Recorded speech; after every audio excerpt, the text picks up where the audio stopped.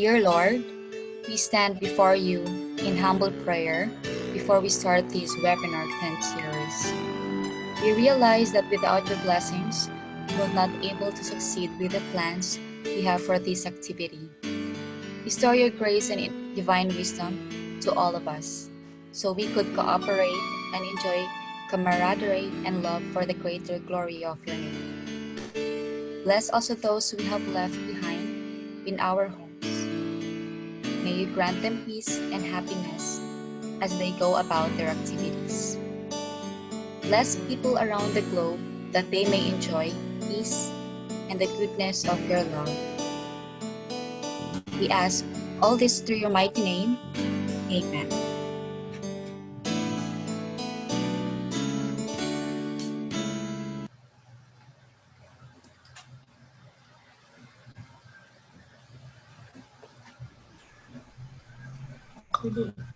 Good afternoon, ladies and gentlemen. I'm Cindy Ruth Villariza, the Secretary of Silliman Online University Learning Office, and I'm your moderator today's webinar. I would like to greet everyone a lovely Saturday afternoon and welcome to today's Dr. Mariana Lau webinar's 10th series on online distance teaching learning, which will focus on tips in making your own instructional videos of images. We appreciate you taking time off your busy schedule to join us today. To begin this program, we are pleased to have our project leader of Dr. Mariano Lau Innovation, Creation, Invention, none other than Dr. Dave E. Marshall. Dr. Dave? Hello, everyone, and good afternoon. It's so nice to see you, all of you, once again in this Saturday.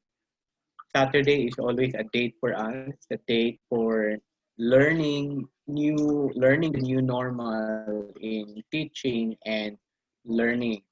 And today we are in another session of learning new techniques, new ways in making our teaching more, shall I say, more effective to the kind of instructional environment or the kind of teaching and learning environment that we have.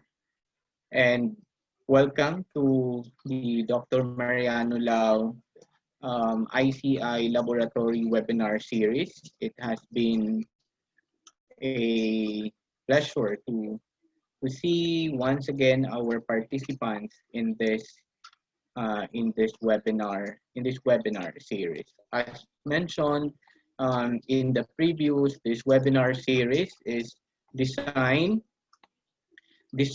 for all of us teachers and students to highlight new techniques and new ways and methods in teaching and learning, specifically in the online environment.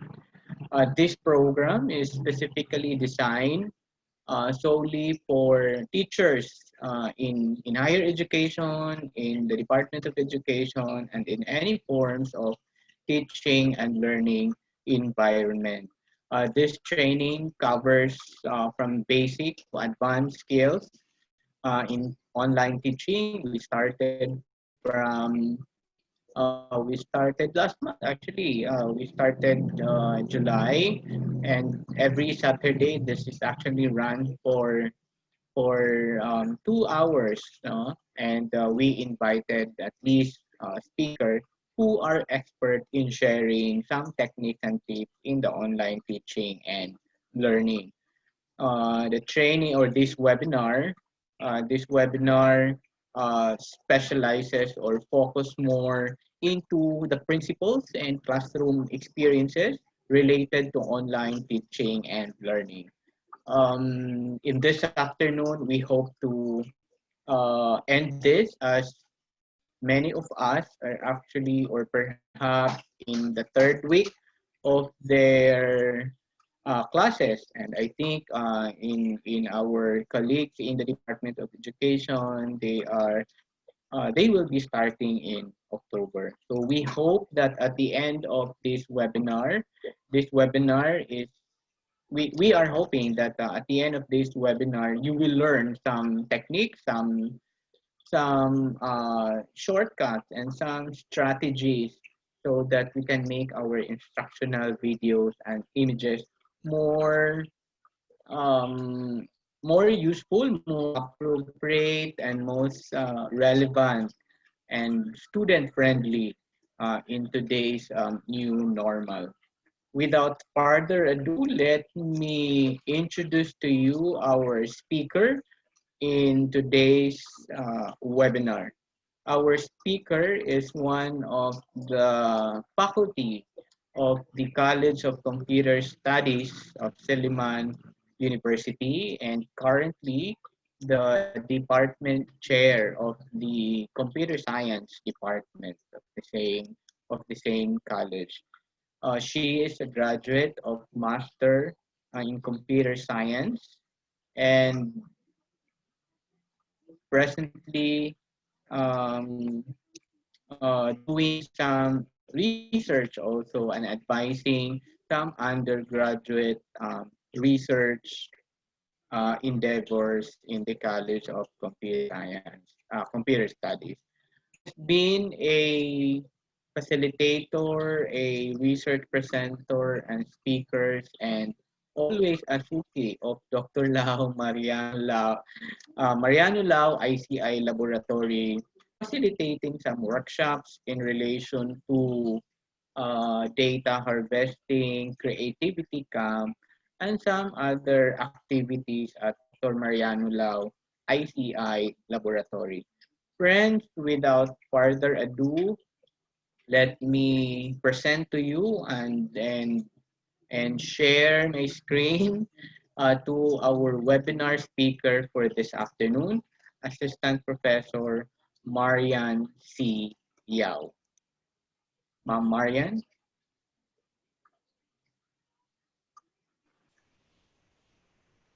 Hi, good afternoon. Hello. Yes. Yeah. Okay. Good afternoon. Should I start now, Sir Dave? Yes, sir. Yes. Okay. Hi, good afternoon. I will be sharing with you the tips in making your own instructional video and images. So please allow me to share my screen first.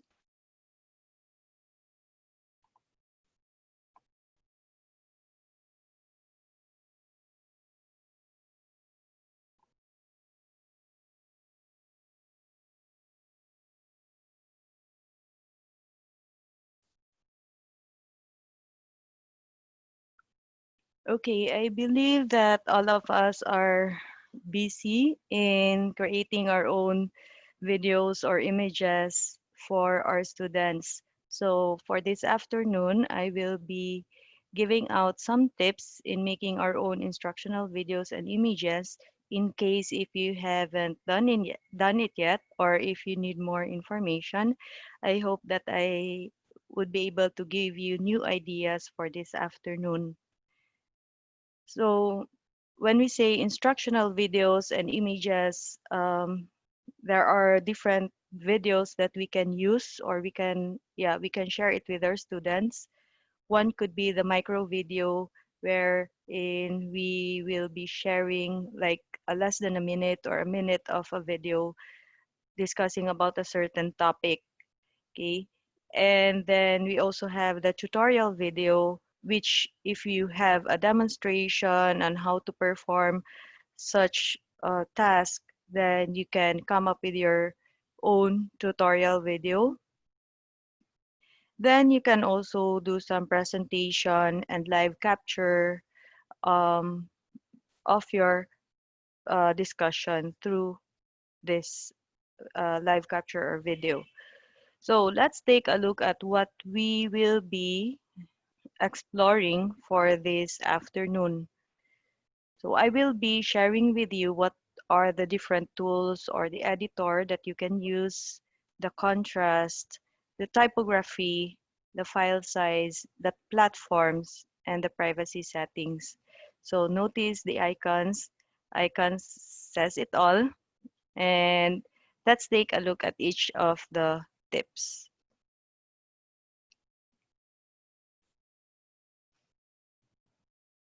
So for us to be able to make a video and an image, we need to use a tool for us to be able to come up with our own output. So these are the different tools that I can share with you, but it's not limited to these tools. For graphic design or images, you can use Microsoft Word for a very simple image. You can just use Microsoft Word and then try to look for a new template or for a different template, then you can use that one and then change its appearance and put some of the text that you want to place there in Microsoft Word. We also have the Canva. Canva is a web application wherein there are a lot of templates available, be it a scheduling template or a presentation template or a poster template or any kind of template. It's there in the Canva, and you can use it for free, but there's also a premium for that one for Canva, so that you can purchase other or get the other templates that are not for free. The GIMP is also an open source editor, and it's like Adobe Photoshop. And we also have the Adobe Photoshop, which is an application that you can use for you to do some editing of your um, designs.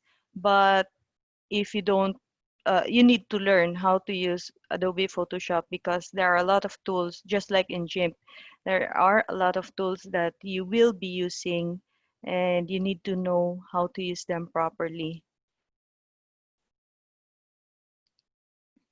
So this is, I'm going to share with you how you can take a template of using Microsoft Word. So all you have to do is to search for a poster, and then once you have it, then you are going to just click on a specific template that will appear on your screen, and then after that you will be led to a new document, and that's where you can modify your document. Then you can use already your document. You can produce it for PDF format if you don't want it to appear as a document format.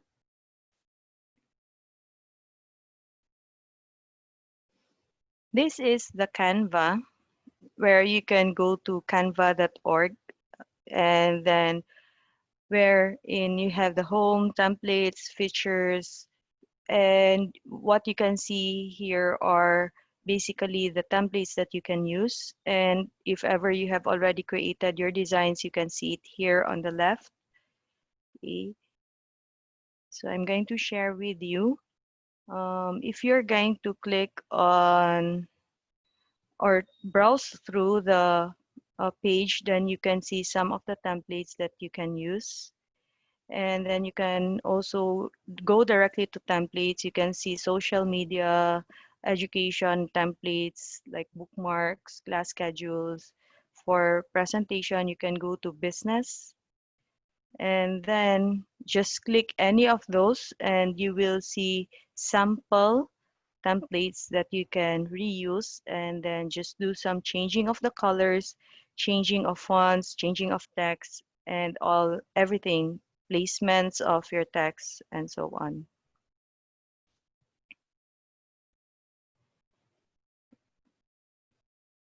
This is a GIMP user interface. It's quite high level. It's almost the same with Photoshop, wherein you can see tools as well on the left side, and then you have to work here on this part, and then you can also see the different layers on the right. Okay? And if you know how to use Photoshop, you will also know how to use the GIMP. This is the Photoshop user interface. And the same with GIMP, you have the tools on the left side, and then you also have the layers on the right, wherein you can place all your images to top or bottom and do some rearranging of your images and any other elements that you have in your um, design.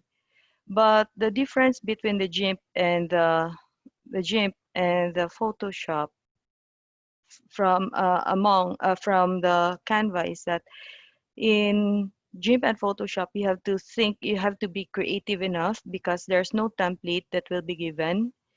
Um, you have to start from scratch as well.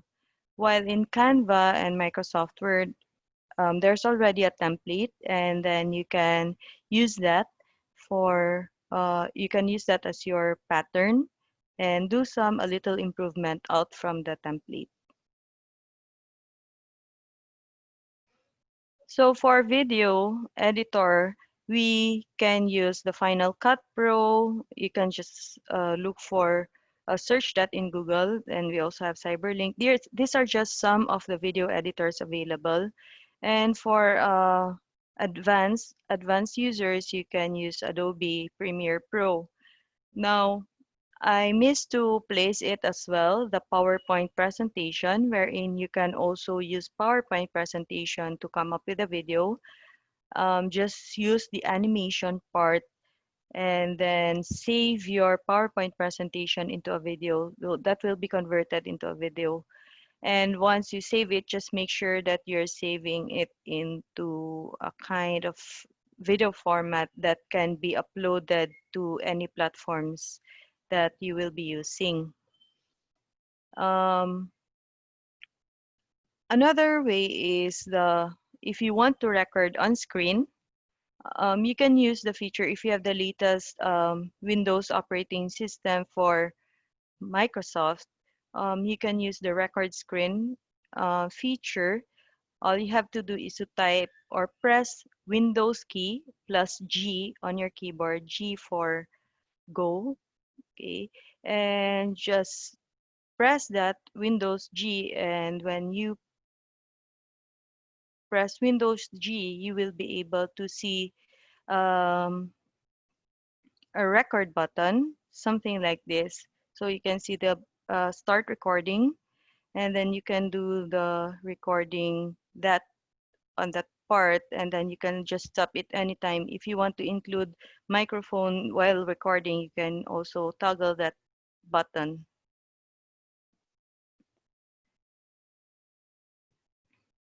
Next will be the contrast.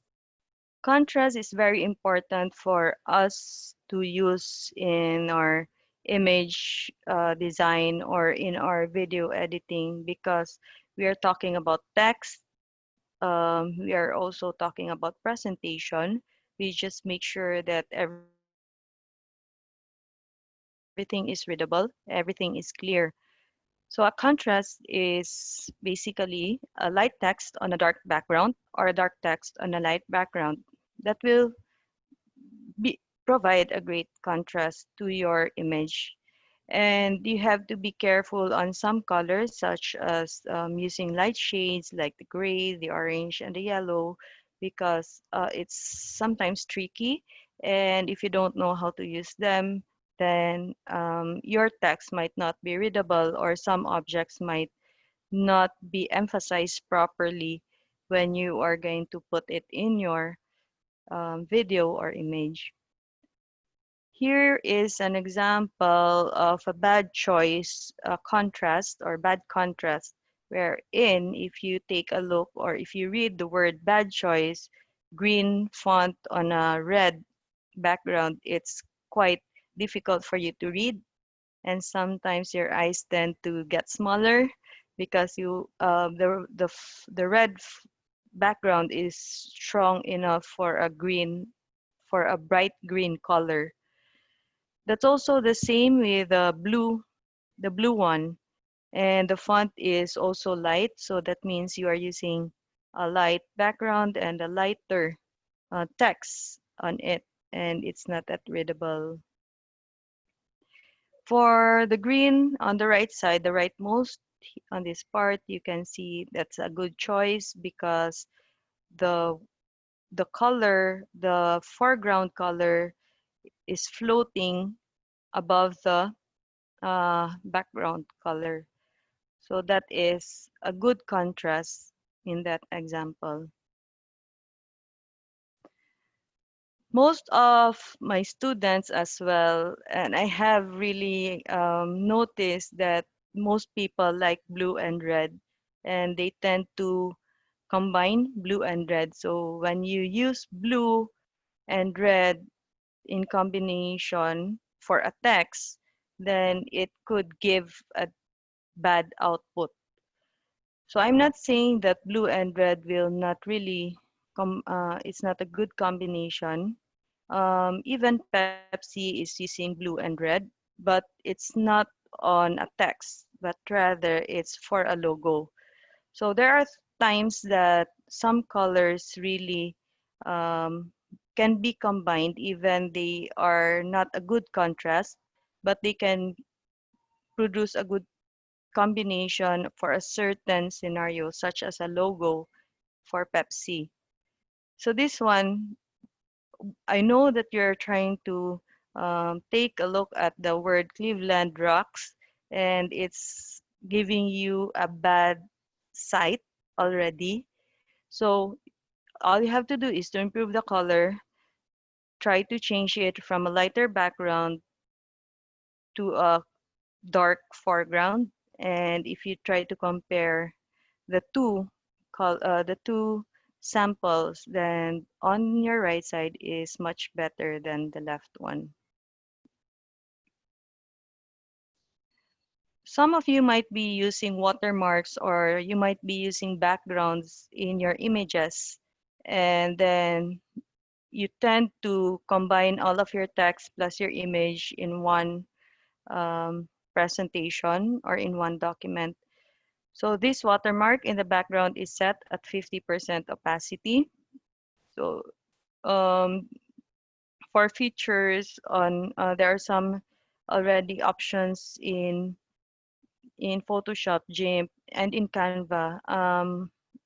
There's also in Microsoft Word already that you can change the opacity of an image. So make sure that if you're going to put a background of a text, make sure that the opacity of the background is smaller. So if we compare it with the other one, wherein the background is set to 15% opacity, it will give you a clearer focus of your text compared to the other one, which has a 50% opacity of your background. So just make sure that you're going to point make sure that if you are going to focus on the text, the image will not um, collide with the text or contradict with the text.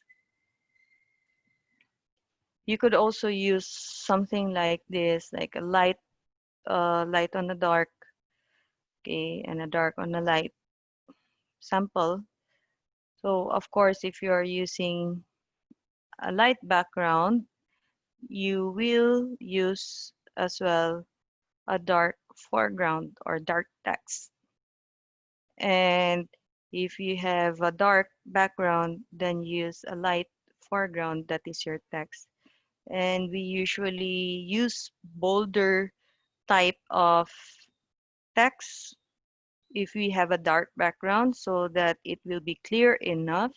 Unlike here, we have a light background and we have a thinner text in this example, which is still readable. But for a darker tendency, for a dark background, tendency is that it's not so applicable or appropriate for you to use a light font. It should be bolder font in that example. Bold means thick, and don't use the thinner font for that.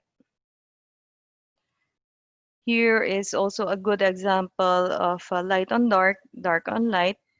Okay.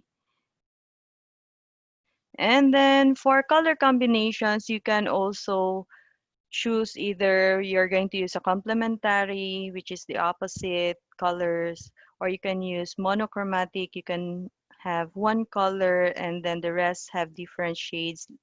And then we also have analogous and the triadic. So for those who doesn't have any idea on how we are going to choose this one, I suggest that you can go to Canva, because in Canva, it will help you identify, or there's the color wheel there. You can go directly to canva.com/colors/color wheel, and it will help you choose the colors for your design. So I have here the video wherein you have the color wheel, and then all you have to do is to pick one color. And then once you have picked a color like a purple or violet, it will give a complementary color.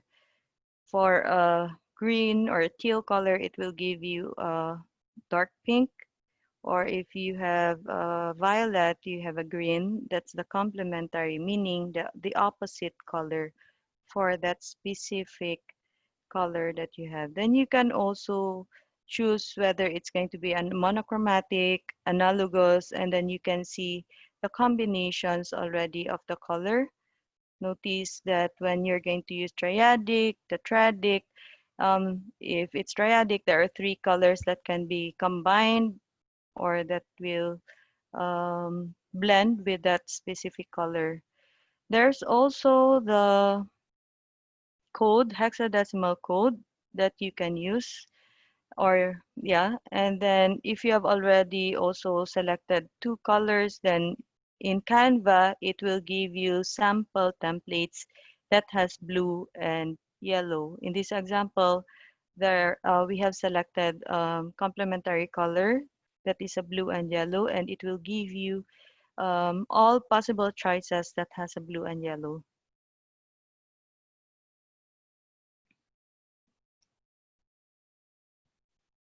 So there are also there's also one feature again in Canva wherein you can also use existing color palettes, meaning set of colors available for you to use, and then all you have to do is to go again to Canva, and then Canva will help you or provide you some color palettes for you to use in your design. I'm sorry for the audio. So you can choose the different colors right there. That's one palette. And then if you scroll down, you can see the different palettes as well. Okay, and they have their own names. So you can just choose those palettes that you can use. And once you have already selected the palette, it will give you a sample of the palettes, and then you can copy the color so that you can apply it in the design. You also have related combinations that you can use, and then just select any of those. Okay, I'm sorry for the audio. I forgot to put it on mute. So that's about the contrast. Now, the next tip is about the typography.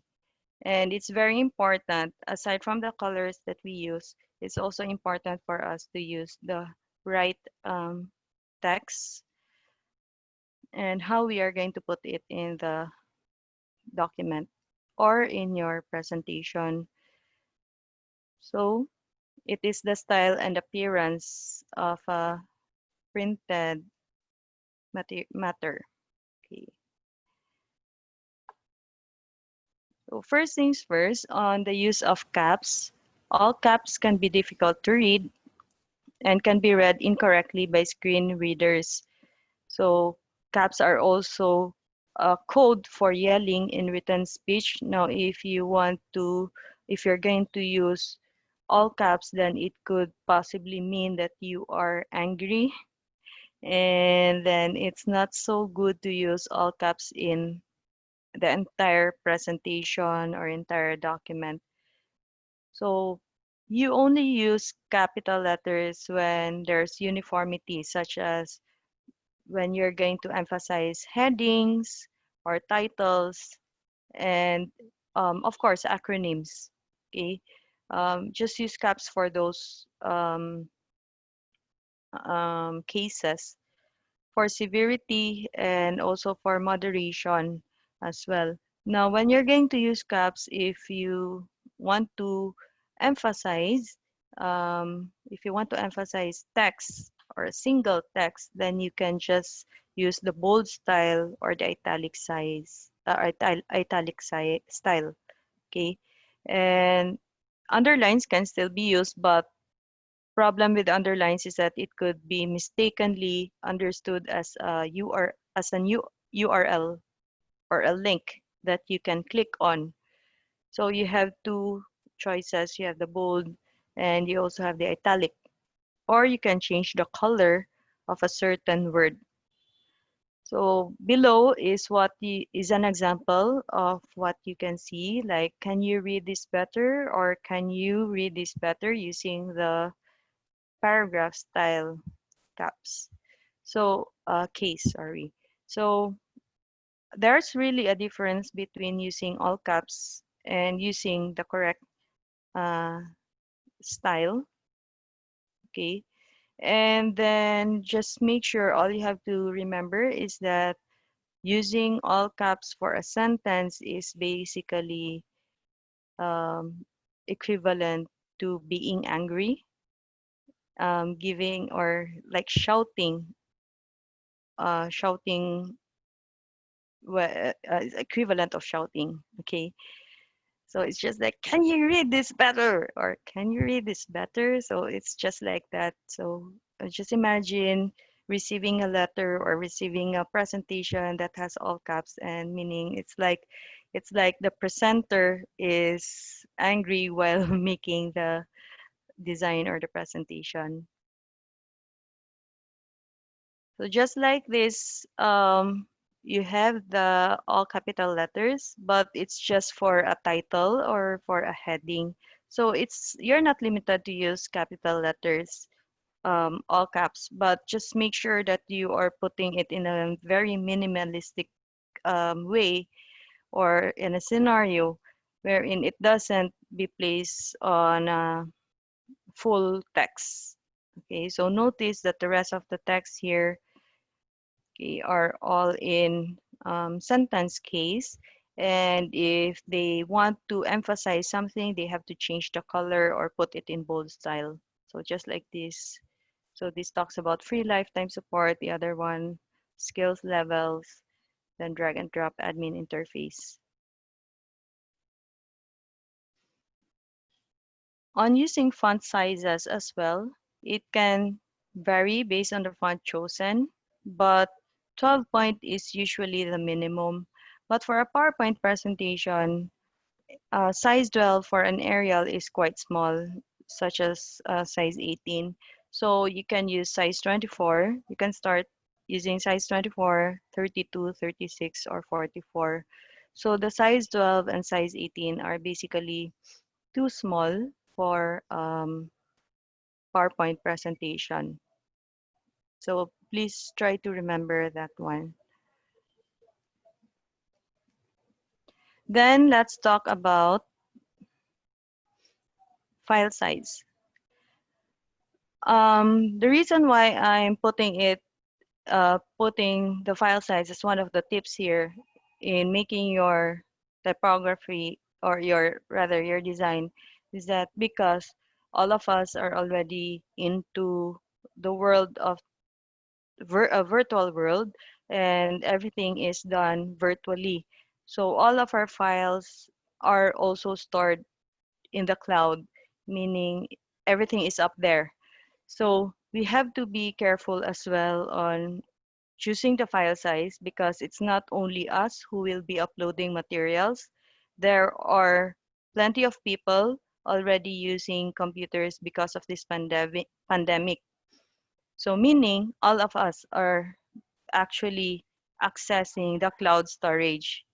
So for a file size, um, we have the different presentation sizes. So we have the size 4:3, that is the standard aspect ratio.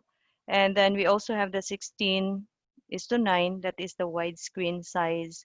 So if it would be better that we are going to choose properly what will be the presentation size for this matter. And then somehow the widescreen is acceptable, but just make sure that your what you have placed in your PowerPoint presentation are not that heavy. This one is for the document size, but since we're talking about digital copies, we can just tend to use the smallest dimension, because the rest of the dimensions here are for poster or for printing purposes, like the small size 11 by 17, the medium size 18 by 24, and so on. So until we have the largest size 40 by 60 inches. So for the video sizes, we also have different sizes for the video. We have the SD, or called, or the standard definition. It's also called the WVGA. The resolution is 720 by 480. And then we also have the HD, the FHD, and then the QHD. And then we have the 4K, finally the 8K. Now you have to consider as well on choosing which one should be the good resolution for your video size, because you will be uploading these videos to any of the cloud storage or to any platforms. And if you're going to use 8K, just make sure that you have that will be used for TVs from Samsung and LG, so something like that. And then if you only upload it for a or for a lecture, you can just opt for a 720 by 480 or the HD size, the 1280 by 720. But for me, the SD is already enough for us to upload on the platform. Then we have the different platforms. What are the different platforms that we can use, or where can we place or upload all of our materials? Then we have the following. We can use the cloud storage via links. You can just use the links in your cloud storage. So your cloud storage can be the Box, the OneDrive, the iCloud in your Apple device. We also have the Google Drive. We also have the Dropbox. And I believe there are a lot of cloud storage applications available. Then it's not limited for you to use any of this. You can have all, and then you can also choose one. So it's up to you. We also have Facebook, we also have Instagram, and we also have the YouTube. So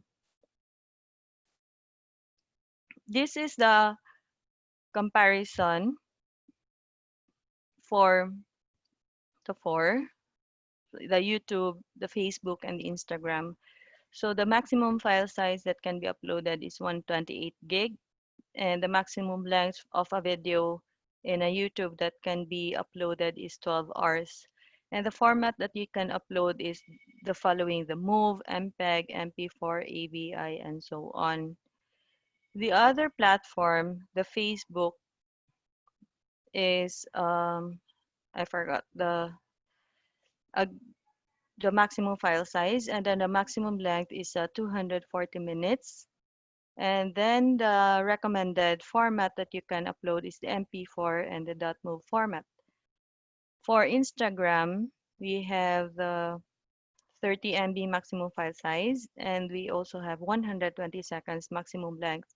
So if you only have few seconds to just upload, then you can use Instagram. But for us, for instructional videos, if you have instructional videos or other presentations, I would suggest that you upload it on YouTube so that anybody can just access it anytime.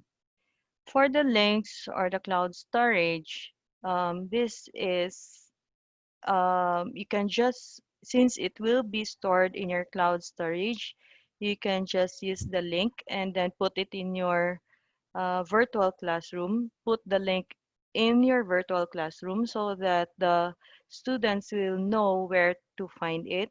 They just have to click that and then go directly to where it's currently stored. And in terms of the maximum length and the format, that depends on your cloud storage that you are using, and as well as the the storage left in your cloud. The last tip that I'm going to share with you is the privacy settings. So it's very important for us to know as well the privacy settings, most especially when we are going to upload it in YouTube. So the privacy settings is basically a setting to control where your video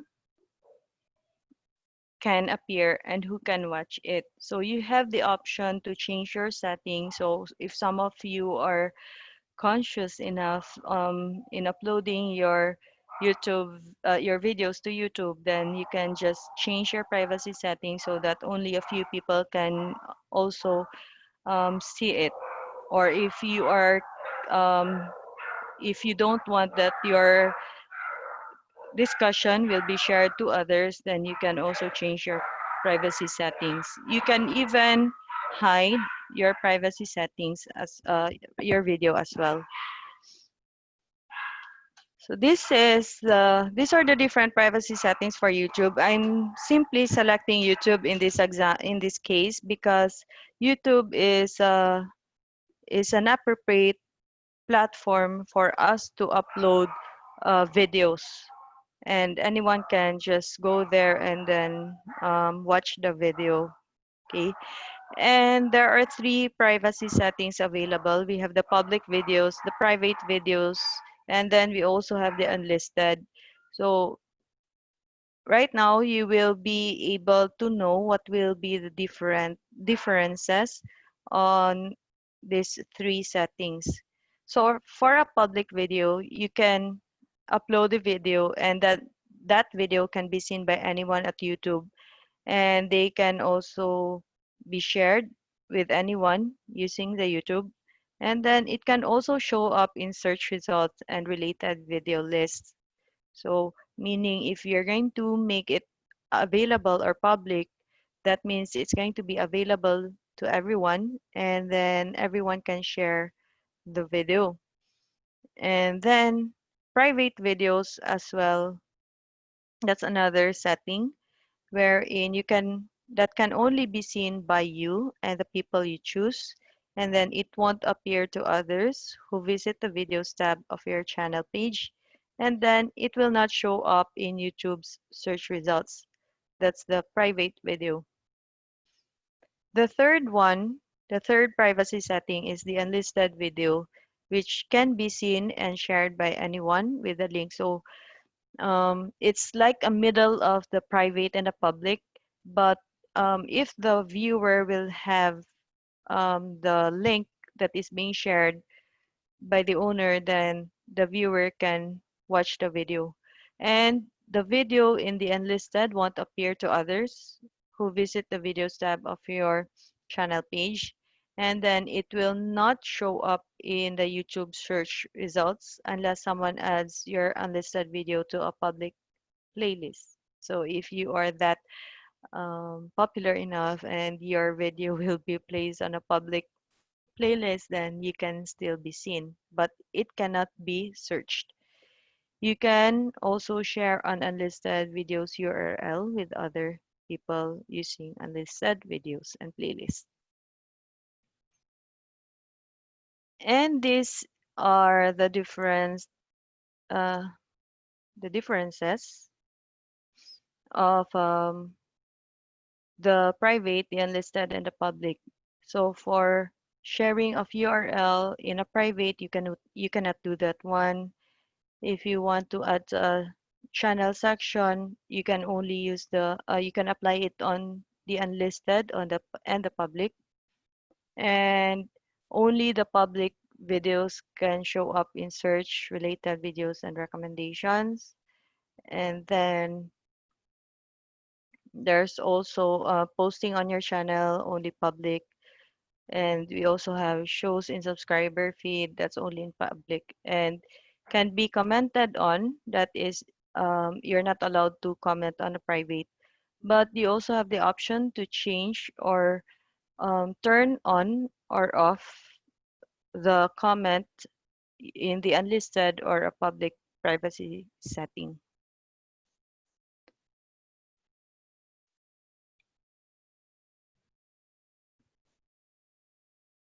So this is how you are going to change the privacy setting. This is my YouTube channel. And then I place all my videos in the unlisted privacy setting. So for me to be able to change the privacy setting, I have to click the edit video. And then once it's going to load the um, video details or the YouTube studio, just make sure that you're going to change the visibility from unlisted to any other privacy setting.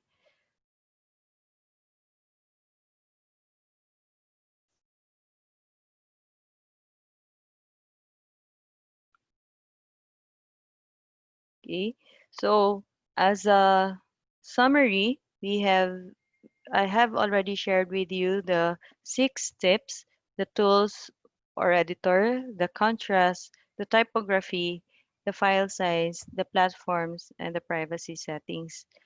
So thank you for watching, and I hope I have shared with you some new information on how to create an effective video and graphic media. Thank you.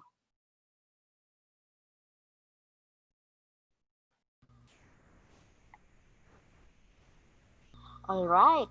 Thank you very much, Professor Marianne, for sharing the tips in making the proper images and videos. We hope that this is a big help to our participants to apply, most especially to our virtual classroom. Thank you once again, Professor Yao. And now we are going to begin answering the questions which will be found to our chat box or question Q&A in Zoom and also in Facebook page live. So participants, feel free to type your questions to our chat box.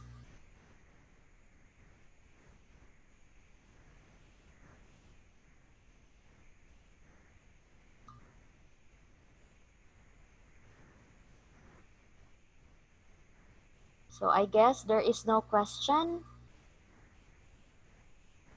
How about in our Facebook Live? Do we have a question here?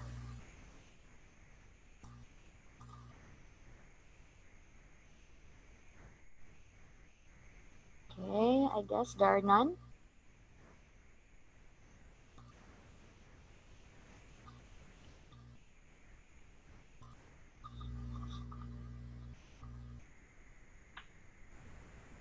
Um, there is a message from Sister, but this is not a question, Ma'am Yao.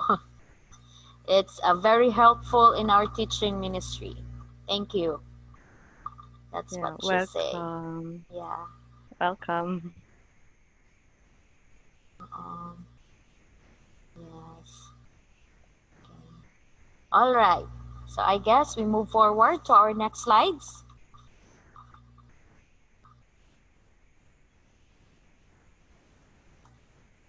Oh, there is a one question. Anonymous.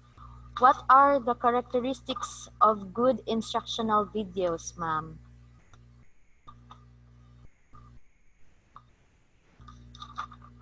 Ma'am, Professor Yao, have you heard me? Do you hear me?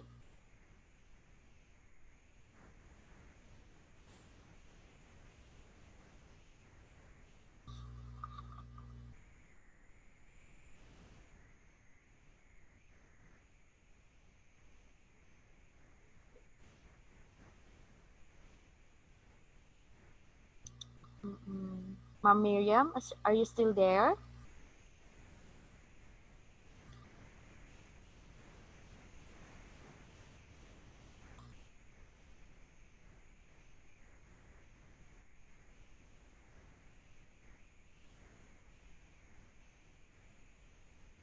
Sorry for that. I think Professor Yao have a difficulty on her internet connection. Okay. While waiting, allow me to say hi to our participants. A faculty from Negros Oriental State University and also from St. Paul's. Hello, thank you for joining us. Thank you also for joining us, a faculty from Bohol and Negros Occidental. And of course, our very own faculty and staff in Silliman University. Thank you for joining us today. And we also have our staff or our librarians in Silliman University. Our friends also from Asian University Digital Resource Network. Thank you for joining us here.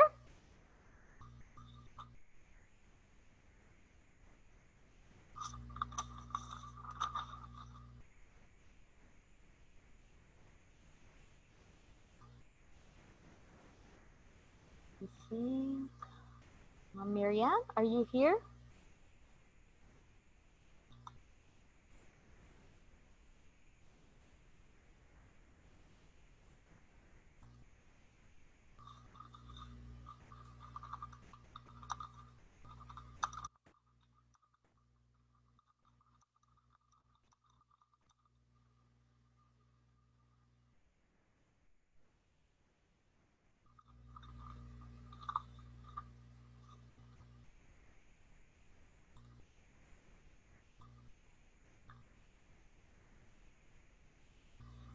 By the way, for this webinar, you can also watch or download our webinar series to our links. The links will be provided later on.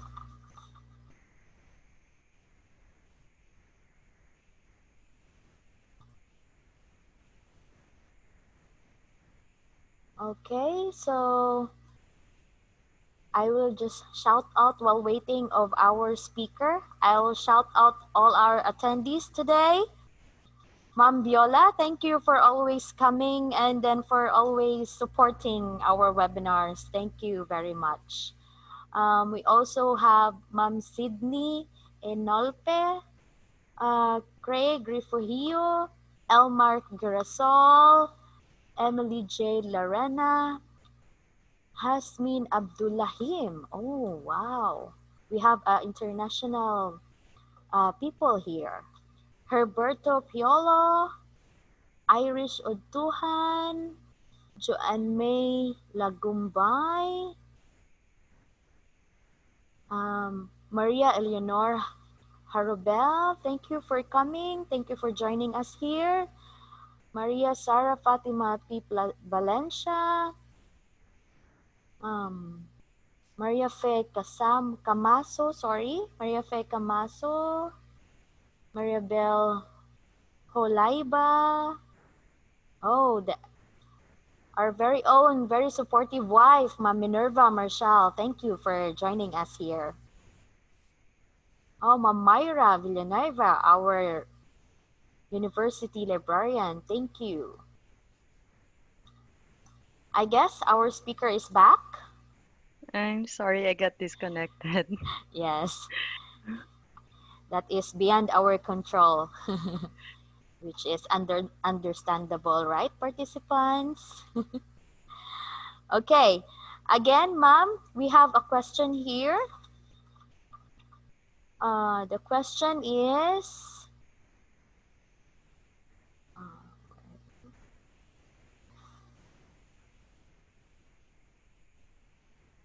okay, what are the characteristics of good instructional videos?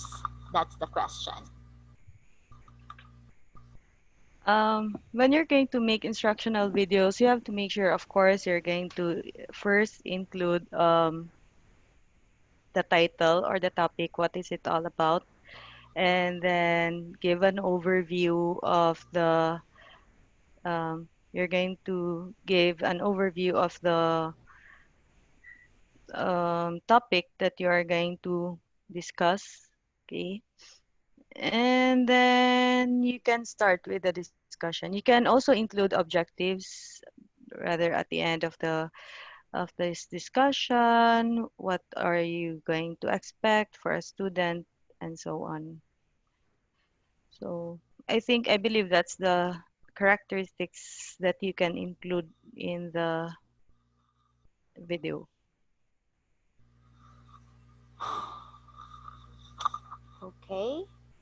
And one, do I need an expensive camera? For me, you don't need to have one. Um, as long as you will appear on screen and it's clear enough, then that's already, for me, it's enough because we're also talking about the financial capability of such person, and just I just want to make sure that it's clear enough. The videos are clear enough. If you think that the videos are clear enough, then that's already good. Okay. Another question. How long much time should I be spending to make a video? Um, as short as possible, and you have to properly, before you are going to make the video, you have to properly plan out what will be the sequence of the video and what will be the topic that you are going to include in the video, so that you will not have so much time to spend in creating the video. So make sure that you are already well prepared in terms of the content, in terms of what you will place there on the video, the topic, and as much as possible, it is short as much as possible, so that on your part as the instructor, you will not be dealing so much time in creating the video. And at the end as well, the students will not be looking at your video for a very large amount of time also. So as short as possible. Okay. Another question. What would be the simplest platform to use and the less MB to upload? From Wendell Doria. The simplest platform that you can use is the YouTube, because YouTube is really intended for videos, hosting videos, and then for me it's already stable enough, and then you can back up all your videos there on YouTube. So when you already have your lessons, then you can share it with your students. So in YouTube as well, you also have an option to set your video to private, just in case, let's say, at the end of the school year or at the end of the semester, you don't want the video to be available to students. So you can just set all of them to private, and so that students will not be able to share or access it. But another advantage is that you can also monetize your video, most especially if you have a lot of subscribers already, then you will have the chance to monetize and earn income from that. And so that's already the business side.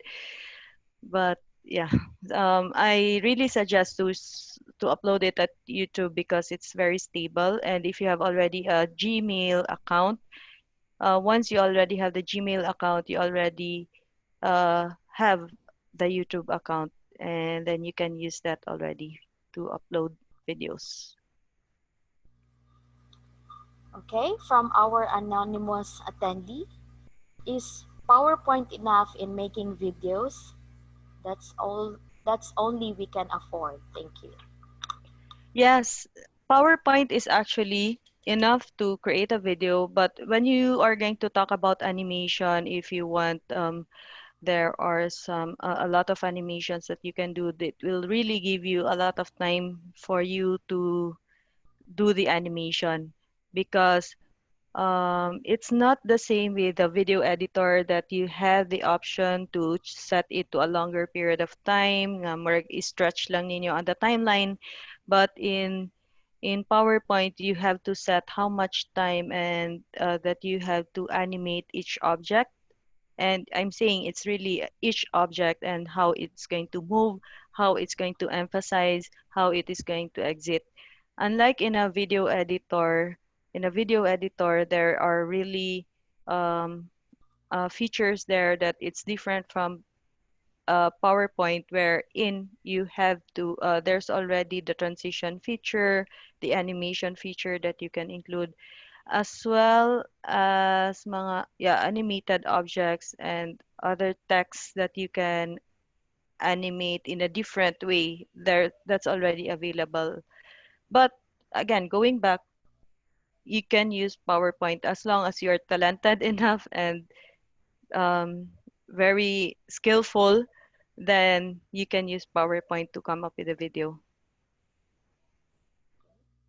Thank you, ma'am. Another question from Maria Eleanor Harobel. What version can you recommend for us to be able to make use of instructional videos? I mean, to make use in creating instructional videos.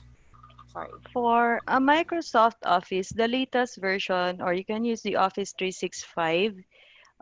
You can use the Office 365 to have an easier manipulation of your PowerPoint presentation to come up with to convert it into a video. Although the older versions in Microsoft are very the feature is already there, but it's not the same with the Office 365 that or the latest version that it's very easy na lang. It's easy, very easy to do some adjustments and compared to the older versions of Microsoft Office. So I suggest you get the latest one if you can, if you really have the enough money to spend for the Office 365, get the latest version. Another question from anonymous attendee. Can you please explain more about recording screen and how to do it? Thank you. If you have the latest, Microsoft, no, Windows operating system, which is Windows 10. Okay. If you press the Windows key on your keyboard that has the Windows logo, and together with the G, letter G as in goat, if you press that one, you will be able to see the recording feature of your Windows operating system. Then once you click record and then stop the recording, the saved videos will be placed under the videos folder. Okay. Now, if you are using the older versions of Windows operating system, you might not be able to have that feature, but there are some video editors that will allow you to record your screen. Um, I have heard Active Presenter. It's a video editor. Um, Allows you to record on screen, but I haven't tried it yet, but my colleague have tried it and it's very easy to use, Active Presenter. But if you're using the Windows 10, you can use the Windows G shortcut key. I'm not so sure where you can find it using the start button, but I believe it's there na. Okay. Another question, ma'am. What about smartphone? Can we use it for instructional video? As long as your smartphone can do recording and do some editing, there's no problem with that one. What is important is that you will be able to come up with a good instructional video or a good material for your students, and you as the instructor will be able to know that if your product or your output is good enough for your students or not. So there's no problem with what kind of device that you're going to use. You have to be resourceful. You have to be artistic enough. Okay. Another question, ma'am. Can we do this in Canvas, rather. Canva or Canvas? Canvas. Can we do this in Can Canvas? I would like to clarify on Canvas. What does it mean? The is it the virtual classroom in iOS? Canvas LMS. Canvas. Yeah. In Canvas, it's just like an online. It's a platform for a classroom. Okay. I believe I have tried it once, but I believe that you can post some videos and everything there. But if you're going to use YouTube, you have to have a Gmail account. Um, you have to have a Gmail account for you to upload it in YouTube. Because I'm pretty sure that for Canvas LMS, it is for Apple product. I that's how I can recall for Canvas LMS.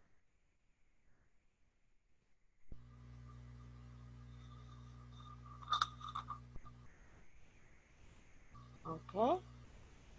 All right. So, last more question. Last two. Okay. Thank you from Sister Mary Martha. Welcome, sister.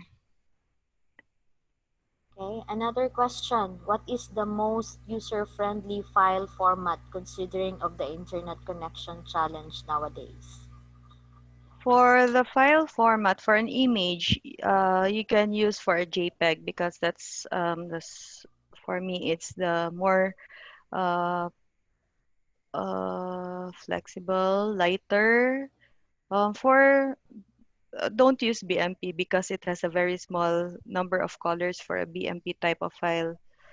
For GIF, it's also for um, animated images. For me, JPEG is the best or the much better type of file that you can use. For a video, I'm not so you can use MP4. Okay, or it depends as well as to where you are going to store your kuan. Okay, in the end for a video when you're going to upload it, it's YouTube who will be processing. But you can refer to my presentation a while ago as to what will be the best file type for a video for a certain platform that you are going to use.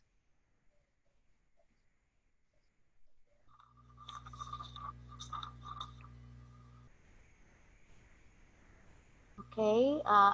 Can a student download a video from YouTube? Because the student don't have internet connections always. If so, what tools to download? Um, there are websites that will allow you to download YouTube videos. All you have to do is to Google it, and Google will give you the answer The answer. on that because there are a lot of websites that will allow you to do that. Yes. And I believe students are very resourceful. They really know they have a lot of things that they know, and us teachers or instructors are already late about that one. But if you want that the videos to be available for them to download, then might as well I suggest that you're going to use the your cloud storage like Google Drive or Dropbox. But the problem when you're going to use Google Drive or Dropbox or any other cloud storage, it's only limited. Okay? Very limited ang ihang space. So meaning if you have a lot of videos, most especially if your school doesn't have the account or subscribe to such cloud storage, you will not be having an unlimited storage for that. So if it's a personal account, you will only have like 15 gig maximum, and if you put the videos there, your 15 gig is too small for all of the videos that you're going to upload. So now you have the option.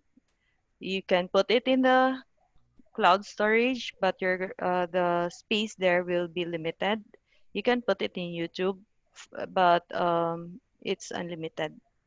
And if in terms of download, storage is much easier to download a video rather than YouTube, because in YouTube you have to go for a website for them to download the video. Mr. Wendell Doria also shared that you can use Internet Download Manager for downloading the videos. All right, I guess that's all the questions. So moving forward to our next slides. Okay, allow me to read our certificate of recognition. From Silliman University of Dr. Mariana Lau Free Computer Education Program, present this certificate of recognition to Assistant Professor Miriam Yao for sharing her valuable knowledge as a guest speaker during the 10th series of Dr. Mariana Lau webinar series with the topic Tips in Making Your Own Instructional Videos and Images, which was held on the 12th of September 2020 via Zoom online. Signed by Dr. Dave E. Marshall, project leader of Dr. Mariano Lau ICI Laboratory and the director of Silliman Online University Learning. Thank you so much, Professor Yao. Thank you. Okay, moving forward. Our next slides.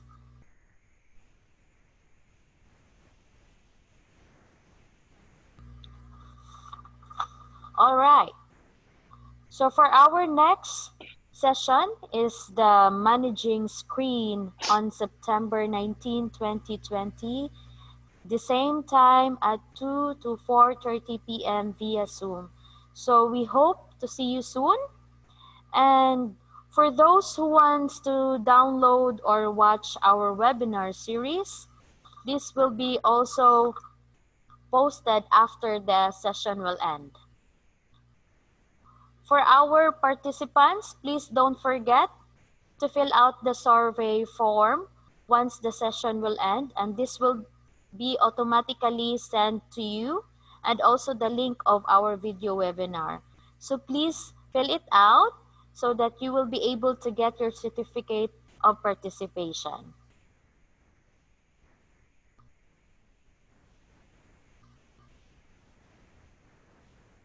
Okay, so I guess we're all done. Thank you once again, and hope to see you next webinar, which will be on September 19. Thank you for coming. This has been your host, Cindy Ruth Villarisa, signing off, and thank you for joining us today, and have the great rest of your day, and God bless us all. Thank you. Thank you, Ma'am Miriam. Thank you, everyone. I hope you learned a lot. Thank you, Cindy. Thank you, Thank Sir you, Dave. Ma'am. Thank you, Sir Dave. Thank you, everyone. And of course, thank you to Dr. Mariano Lau for having this opportunity, for having also this kind of this webinar, for sharing. And then thank you also, Dr. Dave, for organizing this. And most especially, thank you for the successful webinar today to our Heavenly Father, our Jesus Christ. Thank you and goodbye. Thank you.